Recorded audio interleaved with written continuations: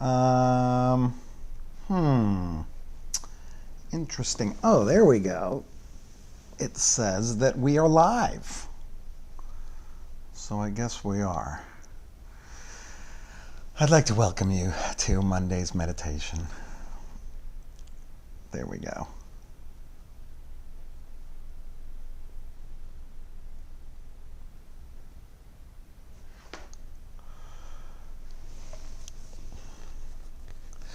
Hi. Welcome to our meditation on this Monday. You know, when we come back here on Mondays, it's like, okay, let's get rolling again. Been through the weekend, and we're ready to kind of explore ourselves, hopefully in a new way this week. This is one of my favorite Torah portions, Shlach Lecha. One of the reasons is because in 1996, this was the week I started working at Temple Emmanuel, was the Torah portion Shlach Lecha, and it always kind of reminds me of my first Shabbat ever at Temple Emmanuel. But this is the Torah portion where the Israelites are punished with having to stay in the desert for 40 years so that a new generation will go in. And I think it's curious to think about why the Israelites weren't allowed in, those that were slaves and still kind of had that slave mentality. And if you don't remember, they sent 12 scouts, they meaning Moses and the Israelites, send 12 scouts into the land to determine whether they're going to be able to overtake the people there, if the cities are fortified, what's the fruit like, what's the land like, what are the cities like. They just go in and check it all out. Well, they come back and 10 of them say, we can't do it. The people are huge, the cities are fortified, there's no way we'll be able to do it. But 2 of them, Joshua and Caleb, they believe that we can do it, and all we have to do is have faith that we will do it. Well, the moment those 10 people say we can't do it, God comes in and says, well, I'm not going to be behind you. I'm not going to support you.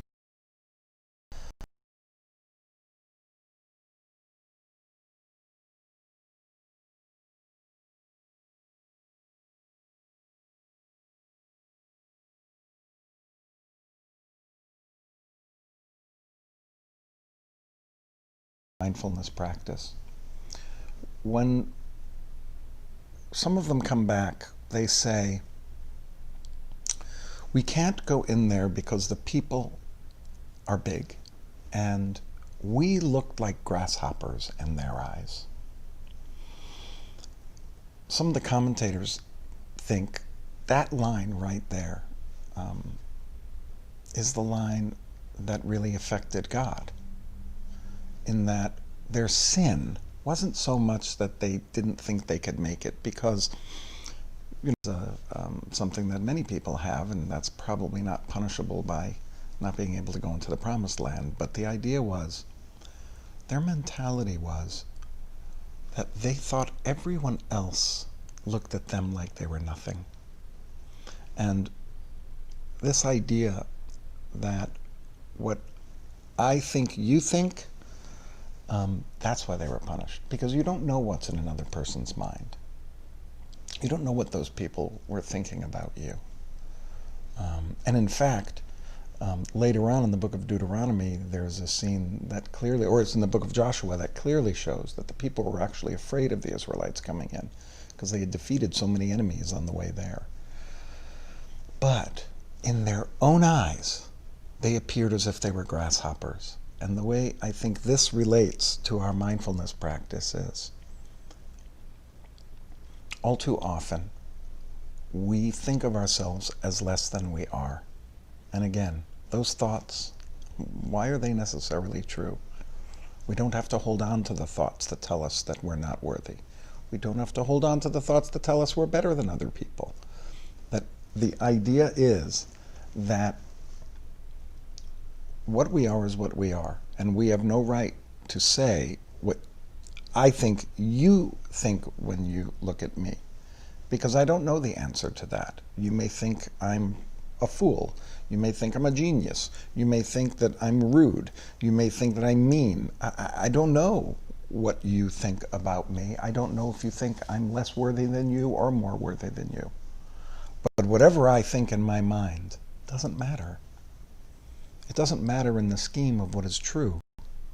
What I think in my mind is only important to me and my psyche and my confidence or my humility or my downright hating of myself. Whatever it is, when I put my thoughts onto someone else and say, hey, you think of me that way, that's when there's a disconnect. And I think that part of what we're trying to do in our mindfulness is just notice those thoughts.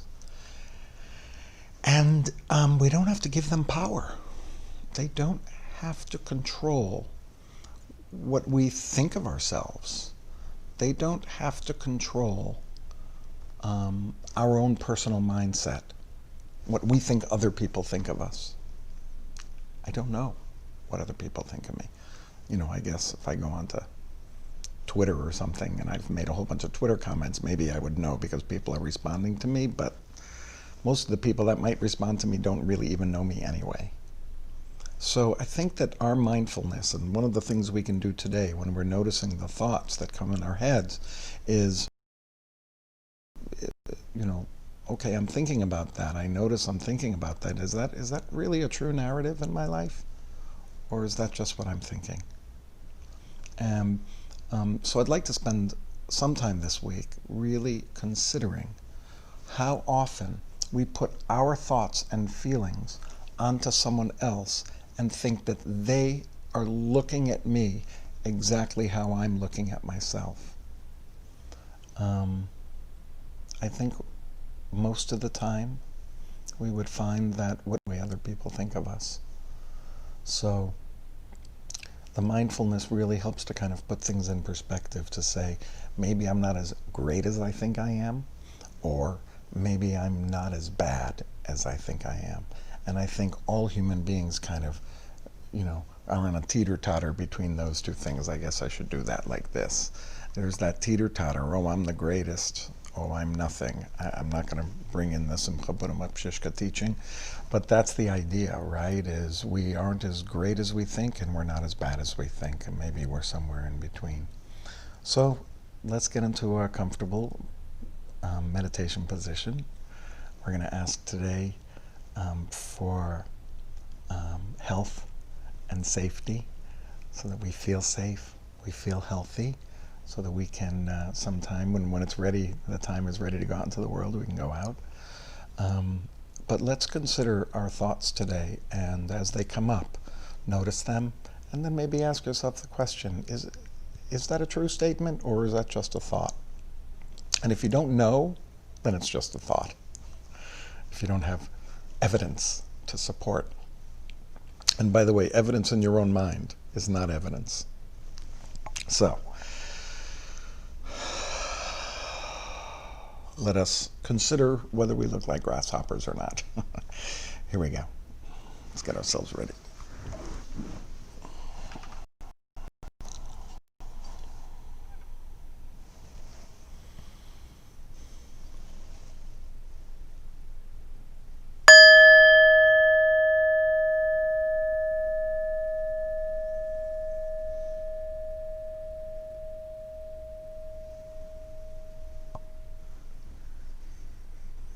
Remember just normal breaths. Just concentrate on what's happening in our bodies.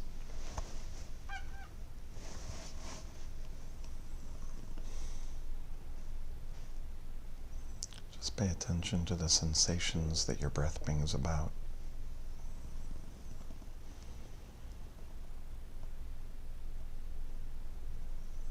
And we're not trying to change anything. We're not trying to solve anything. There's plenty of time for that. We're just noticing.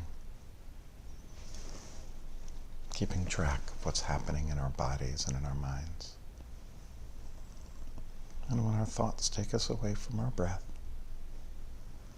let's just bring ourselves back to the center, back to here, and allow yourself to just feel what's happening in your body, and to allow things to be just as they are for now.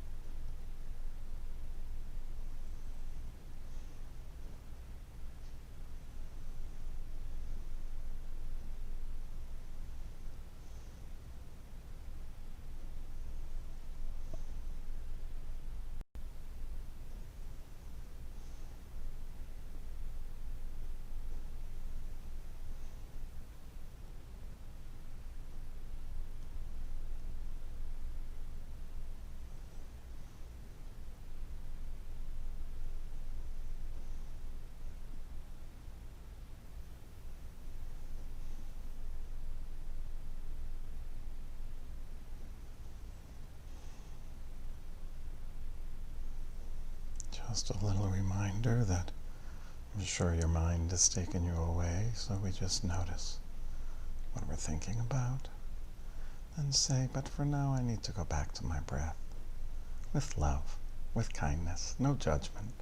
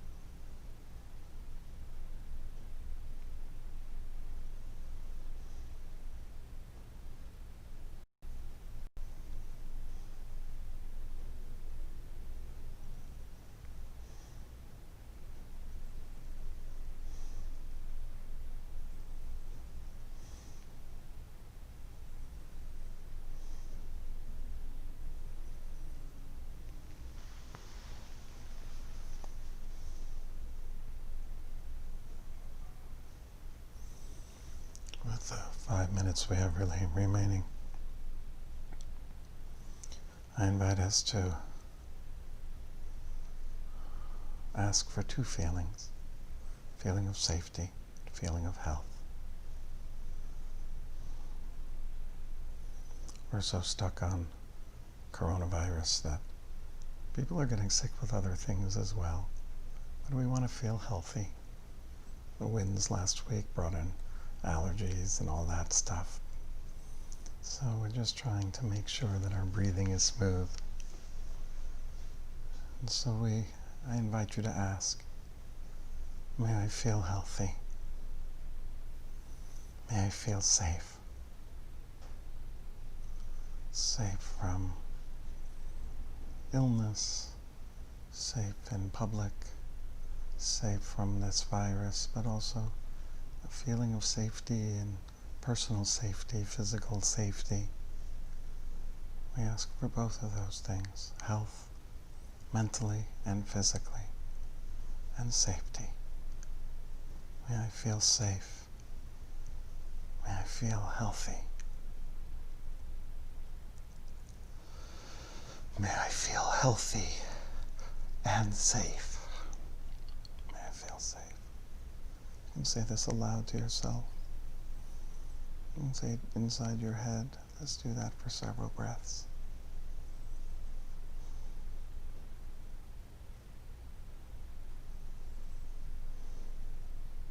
May I feel healthy. May I feel safe.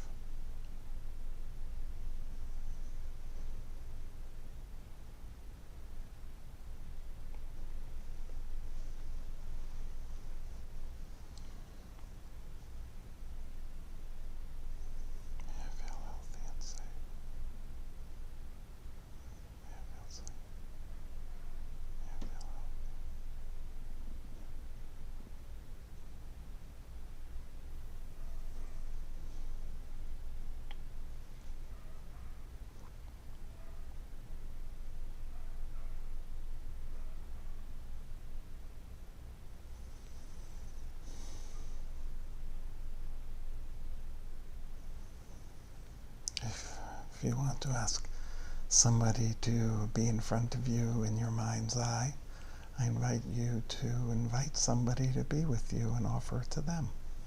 May you feel safe. May you feel healthy. And you can take a minute to offer that to somebody you care about, or someone you have difficulty with if you'd like to go there. May you feel healthy. May you feel safe. May you feel healthy and safe.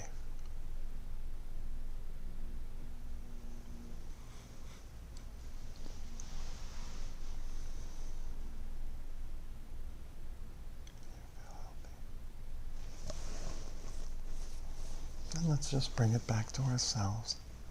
May I feel healthy. May I feel safe. And let's just offer that to ourselves for several breaths.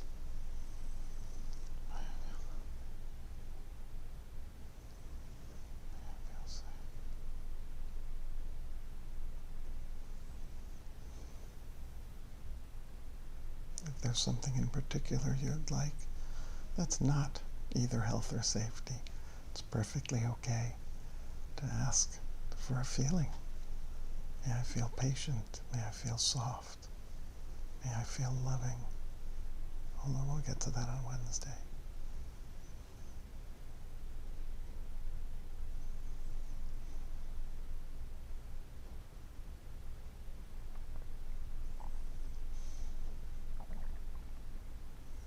For our last remaining breaths, let's just really concentrate on centering our breath, feeling what happens to our body, how it expands.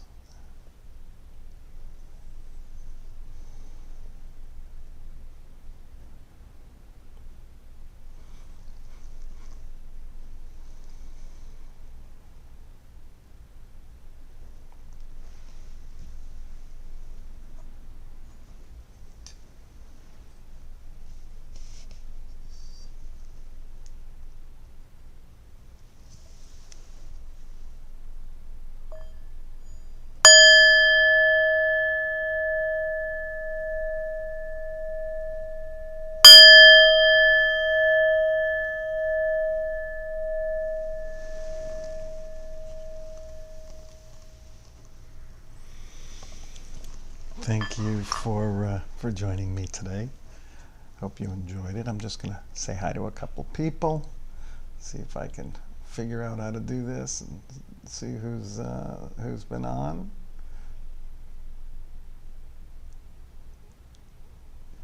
Hi there, Judy. Hi, Helene. Hi, Shayna and Gilad. Nice to see you. Glad that you could make it today, and there should be others coming on too. But this week we're going to explore some of the ideas that are in this portion, but also some other things that have to do with our own personal reflections, the way we see ourselves. And I hope that you can join us for all of those. May you feel safe, and may you feel healthy. I hope you have a beautiful evening.